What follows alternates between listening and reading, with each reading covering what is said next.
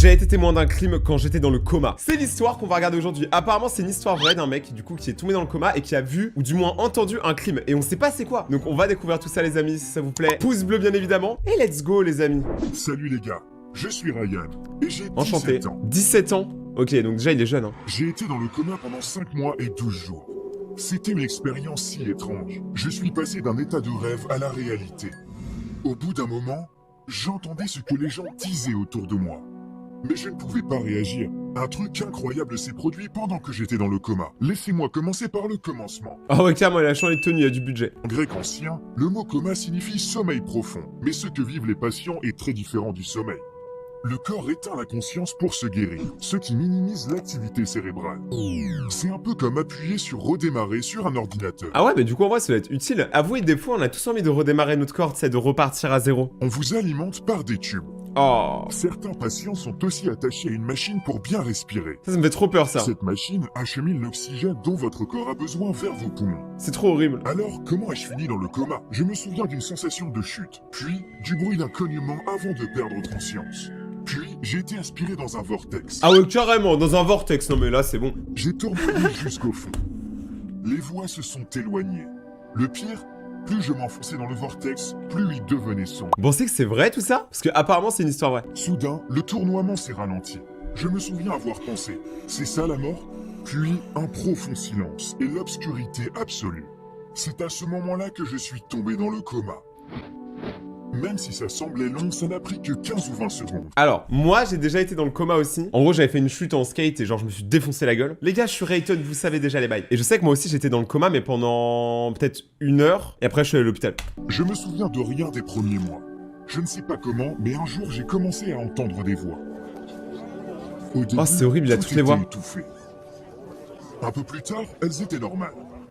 J'entendais des choses se passer autour de moi. Mais bientôt, j'ai réalisé la triste vérité. T'imagines, t'es dans le coma et tout. Et là t'entends les gens qui passent autour de toi, c'est tes amis, ta famille, qui t'insultent. Tu sais, ils sont là, ils regardent ton lit, ils font. C'est vrai quand même, oh, il a une sale gueule hein, le petit hein. J'étais toujours dans le coma même si une partie de mon cerveau était éveillée. J'ai essayé d'ouvrir les yeux, mais Oh j'avais cru que c'était des... Bon bref, je vais rien dire. je n'ai pas réussi. Je voulais dire « je vous entends », mais je ne pouvais pas bouger mes lèvres. Je vais bouger mes mains et m'asseoir, mais je ne pouvais rien bouger. Oula.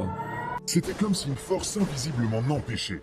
Un jour, un groupe est entré dans ma chambre. Je savais par leur façon de parler qu'ils étaient médecins. Ils parlaient de 2 patients. L'un d'eux était moi, signifiant qu'il devait y avoir un autre patient dans la chambre. Ils ont comparé nos conditions. Ils ont parlé ouvertement, car on était tous les deux dans le coma. Mais c'est ça que je me dis, en vrai moi je pourrais pas parler normalement avec quelqu'un dans le coma à côté. Parce que t'as une chance sur 2, il te fait un prank, et en fait il est pas du tout dans le coma. Il semblait qu'ils ne pensaient pas que je sortirais de mon coma. Quoi? Selon eux, il n'y avait aucun espoir. Attends mais Pour j'espère que moi, c'est pas vrai. C'était la fin. Non. Ils ont dit que l'autre patient se remettrait rapidement. Ils ont même décidé quel patient prendrait mon lit après ma mort. Après ta mort. Non mais c'est horrible, les médecins ils ont vraiment aucune âme. Je voulais leur dire que je les avais entendus, qu'ils se trompaient, mais c'était tout simplement impossible. Ma mère et ma petite amie Pauline m'ont raconté ce qui m'a plongé dans le coma. Ma mère me rendait visite chaque jour. Elle pleurait en silence en s'occupant de moi. Elle changeait Attends, wesh, mes vêtements, me lavait avec une serviette. Ah ok, parce que je trouvais ça bizarre quand même. Elle lui a retiré son t-shirt. Elle est chelou la maman quand même. Hein. Elle murmurait les mêmes choses quand elle pleurait. Tu ne voulais pas aller au camp. Je t'y ai envoyé pour que tu socialises. Tu voulais juste te détendre. Tu ne voulais pas rester dans une tente. Je suis responsable de tout ça. C'est ma faute. J'aimerais ne pas t'y avoir envoyé. Elle fait trop de peine la maman. Ma mère parlait d'un camp de vacances. Mais je me souvenais de rien. Ces souvenirs avaient disparu. Suis-je allé au camp avec mes amis? Que s'est-il passé là-bas? Suis-je tombé de quelque part? Mais pourquoi t'aurais fait ça? Pourquoi le gars, il aurait genre juste sauté d'un canyon, sans absolument aucune raison? Mais je n'arrivais pas à me souvenir d'avoir été dans un camp, ou de ce qui aurait pu s'y passer. Pauline a répondu à toutes ces questions pour moi. Un jour, j'ai entendu sa voix. Elle était à mes côtés. Elle me caressait la tête. Pardonne-moi, s'il te plaît. Je suis resté à l'écart, car ta mère est en colère contre moi. Ah, peut-être que c'est Pauline qui a fait quelque chose. J'avais trop peur, a-t-elle dit. Elle a continué à parler, comme si elle savait que je l'entendais, se confessant. Moi je dis c'est elle les gars, j'y crois de ouf, j'espère que vous aussi. Je ne me souvenais pas de ce qu'elle racontait, mais je savais enfin ce qui s'était passé. Ah. On est allé Mais que t'es mal en tête. On dirait des Pringles. d'un voyage scolaire. Quand Pauline m'a montré une photo sur son téléphone, elle a reçu un SMS. Ça disait Est-ce que je peux te voir ce soir? Oula. J'ai pris son téléphone et j'ai vu que le message provenait d'un type nommé Charles. Charles, c'est moi. Non les gars, je suis désolé. Je sais que je suis BG, mais je vous jure, j'essayais pas de voler vos meufs. Il était aussi au camping. Charles. J'aurais dû demander à Pauline ce qui se passait, mais j'étais trop en colère pour penser clairement. Je l'ai attaqué et on s'est battu. Ouais, je me souviens, j'ai gagné. Charles m'a poussé. Je suis tombé et me suis cogné la tête sur une pierre. Tout est ma faute. C'est là que j'ai perdu connaissance. Pauline savait que c'était sa faute, mais elle était là, sans honte. Si seulement je pouvais ouvrir les yeux et m'asseoir, je lui cracherais au visage.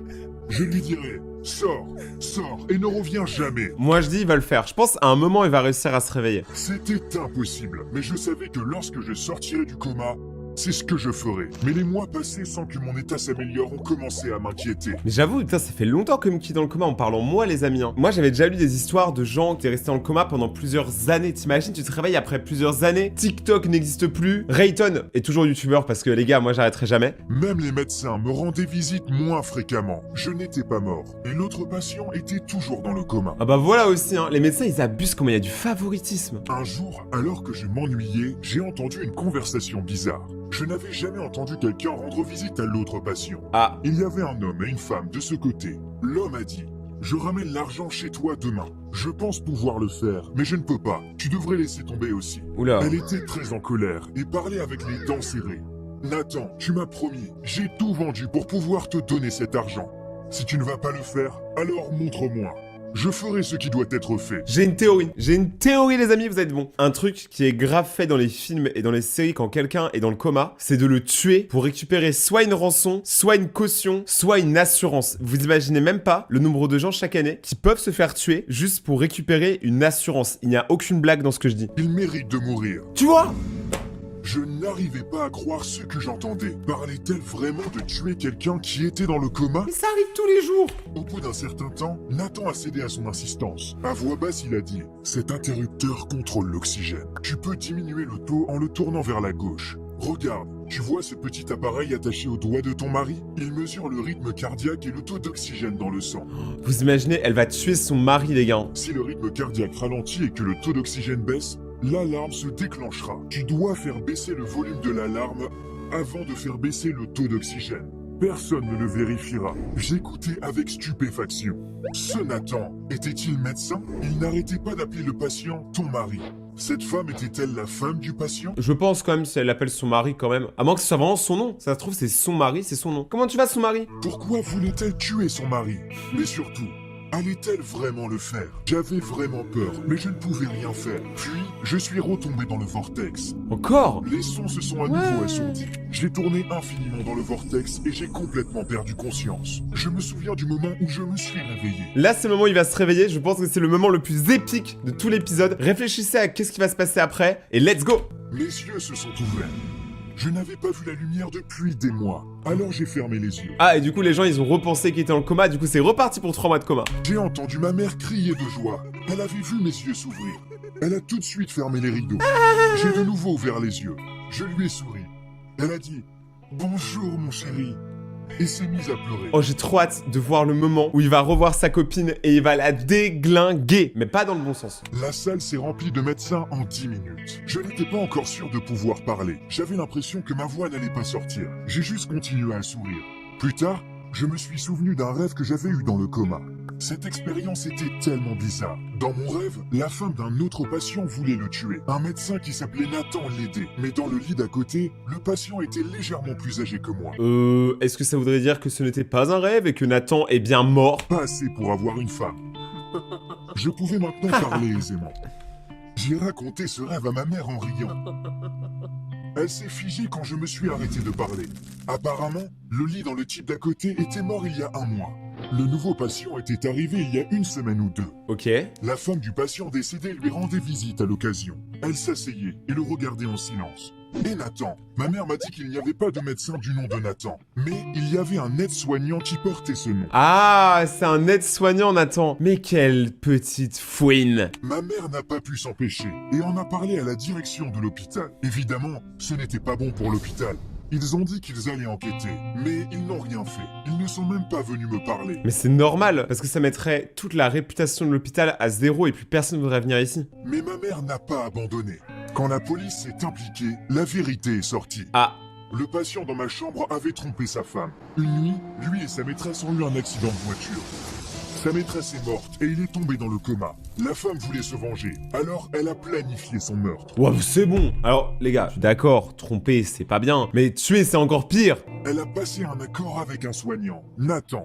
Mais Nathan s'est rétracté. Il ne pouvait pas tuer quelqu'un, même dans le coma. Quand elle a dit qu'elle le ferait elle-même, il lui a dit ce qu'il fallait faire. Ouais, bon, c'est comme s'il l'avait fait en vrai. C'est la partie dont j'ai été témoin. Un jour, elle est passée vers la fin des heures de visite.